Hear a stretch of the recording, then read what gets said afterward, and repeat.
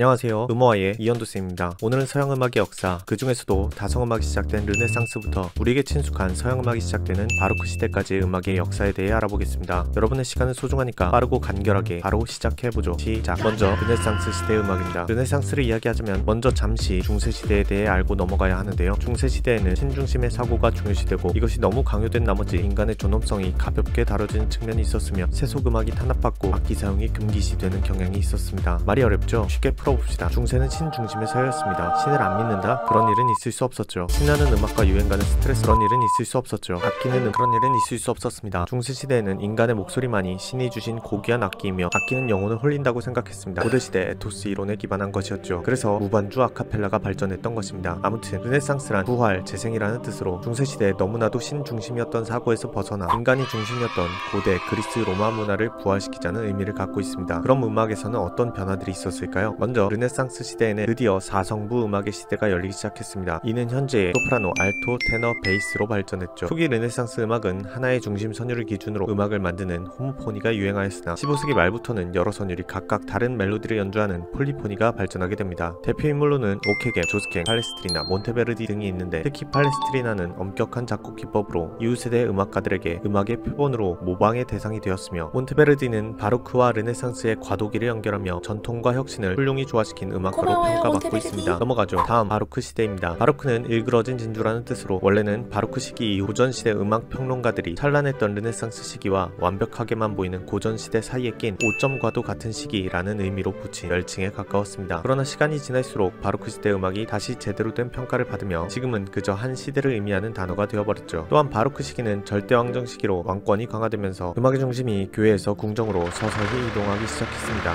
아무튼 바로크 음악의 특징으로는 먼저 장조와 단조가 확립되며 밝은 느낌, 어두운 느낌의 음악이 뚜렷하게 구분되기 시작하였으며 우리가 사용하는 조성의 개념이 확립되면서 작품명에 조성을 명확히 표기하는 일이 늘어났습니다. 또한 멜로디만 제대로 표기하고 나머지 부분은 간략히 숫자로만 표기하는 통주저음 기법이 유행하면서 한 명의 작곡가가 수많은 작품을 찍어낼 수 있는 기틀을 만들었습니다. 많은 작품들을 찍어내다 보니 이는 필연적으로 다시 음악의 발전으로 이어지게 되는 선순환이 되었고요. 오페라, 칸타타, 오라토리오 등 극 형태의 음악이 크게 발전하고 유행하게 된 것도 바로 바로크 시기입니다. 특히 오페라라는 장르는 르네상스에서 시작되어 바로크에서 크게 발전하게 되었습니다. 또한 그동안 기술의 부족, 개념의 부족으로 인해 이루어지지 못했던 중대규모 실내악과 협주곡들이 나타나기 시작했습니다. 사실상 우리가 아는 클래식의 가장 직접적인 시작은 바로크 시대부터라고 해도 과언이 아니겠네요. 다음으로는 바로크의 유명한 음악가에 대해 알아보겠습니다. 바로크 시대에는 바로크 3대장인 핸델, 바흐, 비발디가 있는데 각각의 음악가가 너무나도 유명하고 업적이 많아 한 명 한 명 따로 다루고 넘어가야 맞겠지만 시간 관계상 오늘은 간략히 내용만 짚고 넘어가도록 하겠습니다. 가장 먼저 다룰 인물은 바로크 3대장 중 여러분이 가장 생소할 것 같은 음악가인 비발디입니다. 비발디는 보통 사계로만 알려져 있는데 실은 오페라 작곡가로 더 많은 활동을 했던 사람으로 협주곡의 발전에 큰 기여를 하며 활력있고 생동감 있는 음악으로 유명한 음악가입니다. 혹시나 사계조차도 모르는 학생들이 있을 것 같아 설명하자면 보통 백화점 화장실 부금이나 ARS 서비스의 통화 연결, 어르신들의 기본 컬러링 등에 자주 사용되던 음악으로 딴딴딴딴 따라단